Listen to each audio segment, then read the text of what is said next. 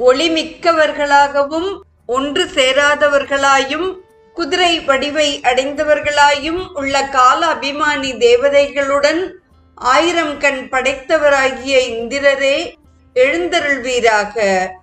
பிரகாசிக்கின்ற ஆடைகள் உடைய அக்னியும் வெள்ளை மண் போன்ற வண்ணமுள்ள வாயுவும் விதவிதமான வண்ணம் படைத்த சம்பத்சர தேவதையும் உம்முடன் இணை பிரியாதவர்கள், உம்மை பின்தொடர்ந்து சஞ்சரிப்பவர்கள், ஓம்காரத்தின் வடிவமாய் உள்ள சிறந்த பிராமணியரே, வேதஸ்வரூபியே, தேவர்களை ஆள்பவரே, வாருங்கள். 2 குதிரைகளை உடையவரே, வாருங்கள்.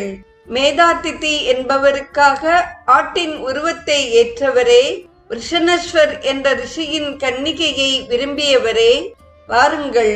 வெள்ளை மான்வேடம் பூண்டவரே, அகல்யை விரும்பியவரே, கௌஷிகரிடம் பிராமண வேடத்தில் வந்தவரே, கௌதமரை துதித்தவரே, சிவப்பு நிறமுள்ள குதிரைகளை உடையவர்களும் பிராணிகளை போஷிப்பவர்களும் பூமியில் வசிப்பவர்களும் திக்குகளை ஆடையாக உடையவர்களுமான ருத்ரமூர்த்திகளாகிய 8 அக்னிகளும் இங்கே வந்துள்ளார்கள்.